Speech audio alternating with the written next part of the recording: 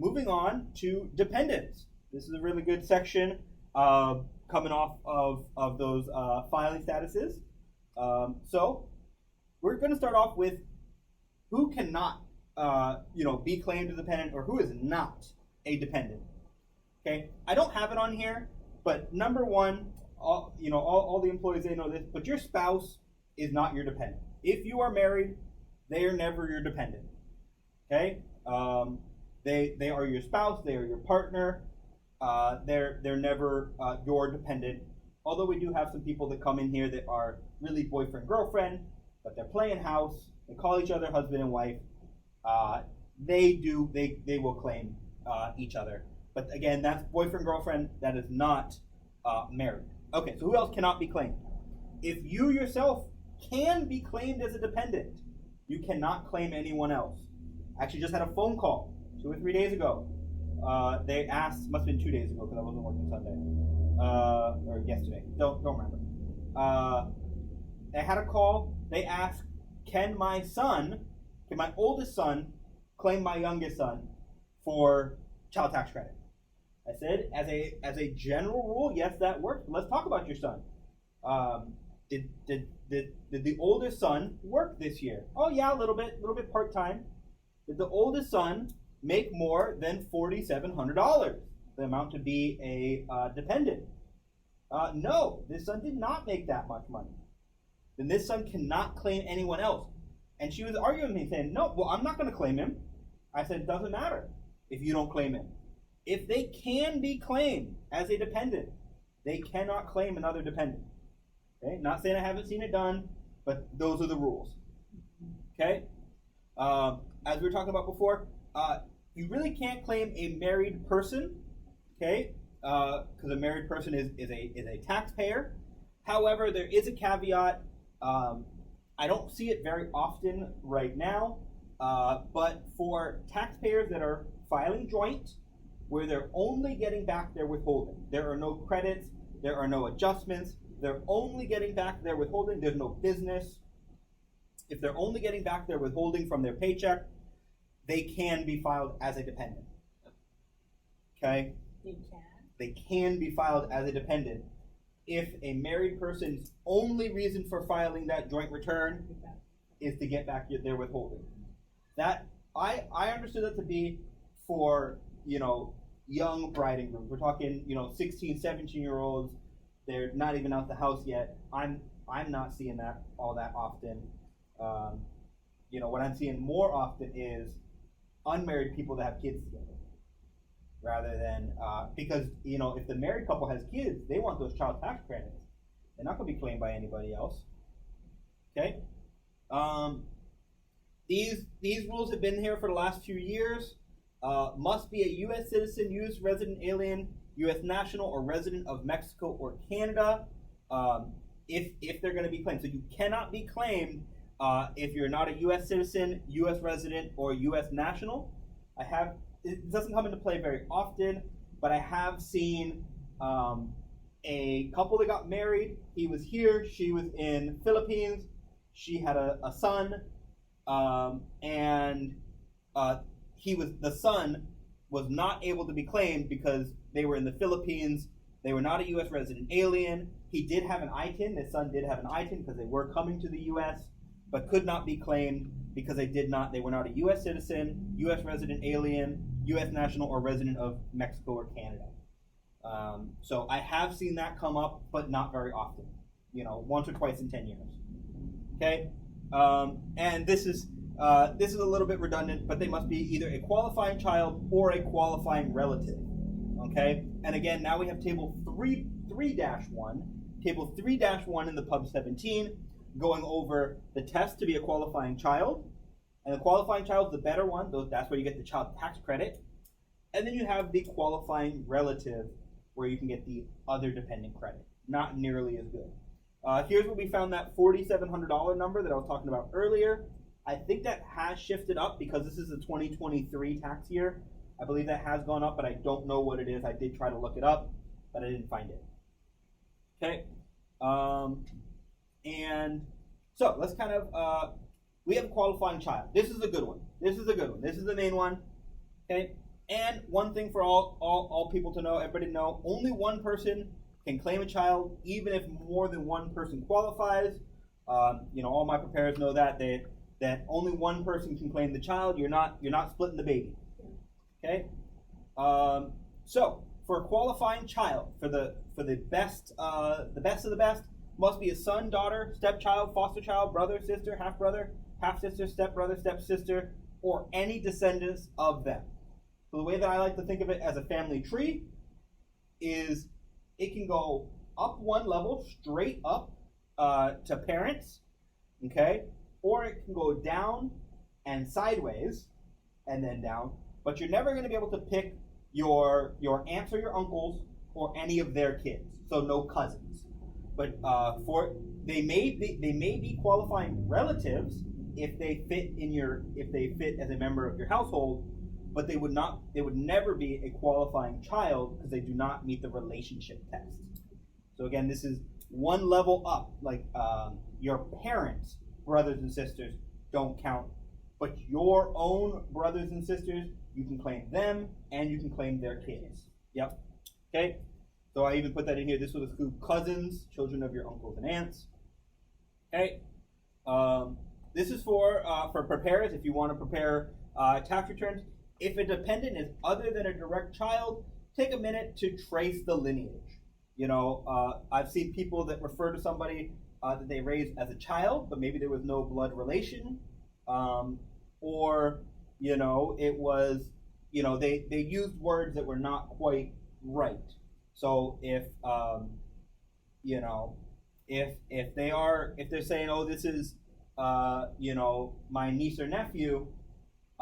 Do a little bit of digging, just make sure, okay, niece or nephew, so this is your brother's kids, and sometimes it's a great niece or nephew. With a lot of the clients here, Micronesia, it will be a niece or nephew, but it's one farther down the chain than I expected, right? It's not their brothers or sisters, it's their brothers or sisters' kids that they're claiming, which would still fall. That is still a qualifying child because they're on the same level down the tree. Yep. Okay. Children must be under age 19 at the end of the year or under age 24 and a student. So this is just for the qualifying child. We haven't talked about, this is where you get the good credits, but this is just to claim the qualifying child. When we get to the credit section, we're going to be going over different ages. So to claim a child, they must be under age 19 or under age 24 and a student.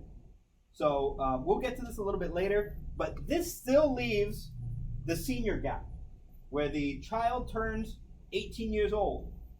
They are still considered a qualifying child, but their credit has now dropped from up to $2,000 down to $500. Okay, because they have moved from the child tax credit to the other dependent credit. They're still a qualifying child, but don't get as good of credits. Okay, and then this section over here, under age 24 and a student, those are going to be for our college age students that are still dependents of their parents. Even though they go up to school, they find a buddy, says, hey, you want a quick $1,500, give me your W-2. We'll throw it all in there. They go to TurboTax, and the student misfiles, doesn't check the box, they're a dependent of another, and then we have to fix that for the parent. So if any of you guys have college age kids, tell them don't file their taxes just because they can, or if they do, they have to check the dependent of another box for those age under 24. Okay, child must have lived with you for more than half the year. Again, if they're off at college, they're still considered to be living with you. Okay, and a child cannot have provided their own support. I put a note in here. You as the taxpayer do not have to be providing that support for qualifying child. As long as they meet the age, the relationship, and the residency test, you do not have to be the one supporting them. But the child themselves cannot be the one supporting them. This can be up at school, where you have maybe a grandparent paying for school, but the parents can still claim the child. even if the grandparents are the ones providing that support. Okay. However, in this scenario, the student would still have to be living with the parents or considered to be living with the parents. What does the school address have on record? The school address has grandparents' address? Maybe not. Okay? But it's facts and circumstances, right? If just because the school has grandparents' address, if everything else has the actual parent's address, he's probably still a resident of their parent. Okay? And we got this, the child cannot be married and filing a joint return. Okay? We've talked about that before. Qualifying relative test. Okay? So this one is not as good as the qualifying child, but you can still file a dependent to get either earned income credit, other dependent credit. So the qualifying relative is still an important test. Okay? So first thing, cannot be a qualifying child of any other taxpayer. Okay? So that one is a tough one. This one does not have the same stipulation as we talked about earlier, where if they can be claimed as a qualifying child, this one they actually have to be claimed as a qualifying child. So that one might be a little bit confusing, but as long as nobody else claims them as a qualifying child, a taxpayer can claim them as a qualifying relative. Now, I probably wouldn't recommend that. Would want to work with these taxpayers to figure. Usually, child tax credit. Qualifying child is better than qualifying relative, but maybe the person in question's already got their, 3 or 4 kids and maxing out, and they're letting an aunt or uncle claim somebody as a qualifying relative. Okay. The person must live with you as a member of your household. I think also they must also be related to you under person either must be related to you in one of the ways listed under relatives who don't have to live with you, or must live with you all year long as a member of your household. Children don't have to live with you. Let me get my tax book real fast. I want to take a look at that. Here it is. So, the qualifying relative, I want to take a look at, did I move something? No, right here. So, qualifying relative, okay, so it is a relationship or a household test. So there is a relationship test on this one. So I need to update that one, that they must live with you as a member of your household all year long. That supersedes the relative test, right? So they can be your son, daughter, brother, sister, father, mother, stepbrother, stepsister, okay? They can be all your relatives, and they don't have to live with you all year long. But if they are not a relative, they must live with you all year long as a member of your household for the qualifying relative test. This comes back to the example I was talking about where you've got boyfriend and girlfriend. Girlfriend has a child from another relationship. Boyfriend cannot claim that child as a qualifying child if they're not married. Okay? Maybe he'd qualify as a qualifying relative for that child so long as they lived in the same household all year long. Okay? And the other thing is, in the qualifying relative stance, the taxpayer has to be the one to provide more than half the support. It can't just be anybody. The taxpayer claiming the qualifying relative must be the one paying the bills. Okay? So, there's going to be lots of times where more than one person is going to be able to claim a qualifying child or qualifying relative. Okay, so now we have the tiebreaker rules. So if more than one person wants to claim a dependent, we're going to turn to the tiebreaker rules. Okay, And one of the first rules is a parent is normally going to win. Okay, the parents win. That is the first tiebreaker rule. However, I have seen where parents don't win if they don't meet the residency test. If the parents don't meet the test to claim their child, they're not going to win the tiebreaker rule because they don't even meet the first part of it, right? But that's really going to be the only time where a parent doesn't win over a non-parent. Okay? If you've got two parents that can both qualify, they can choose who gets the credit, who gets it, right? If they both qualify, they're totally allowed to pick between them who gets it, okay? If they both try to claim the child, the IRS is going to first go to the parent that lived with the child longest, and if it breaks down exactly on the same number of days, which can only happen in a leap year, but if it happens to be the exact same number of days, the taxpayer with the highest AGI is going to win. I don't normally see it go that far. Usually somebody backs out because they don't have good records. But that is actually the order of operations, if both parents try to claim a dependent. Okay? Non-parent tiebreaker is with AGI. So if you've got two non-parents, this could even be grandparents, two non-parents trying to claim a child. The parent with the higher AGI wins. Although actually no, the residency days are still, the number of residency days is still number one. Then it goes to AGI. So number of days you're with the kid is always like the winner in these tiebreaker rules. Okay. So we've talked about it a couple of times, but now we're really going to dig into it on the head of household, and then as we get into these credits, due diligence for us pay preparers is really going to come into play.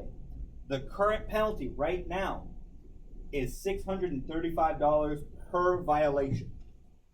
There can be up to 4 violations per tax return. Okay, I don't think they're per social. I think it's per tax return. So you could have a head of household penalty if you don't do your due diligence on head of household. You can get a penalty for earned income credit if you don't do due diligence on earned income credit, $635 penalty. Okay, the additional child tax credit. If they're getting a refund on the additional child tax credit, you need to do due diligence to make sure that they qualify. And then the last one is the American Opportunity Tax Credit. Okay, that would be the fourth one. And if all those are on one return, and the IRS is being really mean and nasty, they can hit you for a $635 fine per violation. So 4 of those on a single return. Okay, you must ask the taxpayer questions and must document the answer of the question. I know for all of us, we've got our hotkeys that we know that we can put in our notes. We hit the hotkey, we ask the question, and we record our answer. Okay? Our software has the questions walkthrough, 8863. That is not technically good enough for due diligence. It is just, the 8863 is asking the preparer, have you asked these questions? And have you documented your answer? The 8863 is not asking the questions itself. And so that's why we have those hotkeys, those shortcuts to help you guys,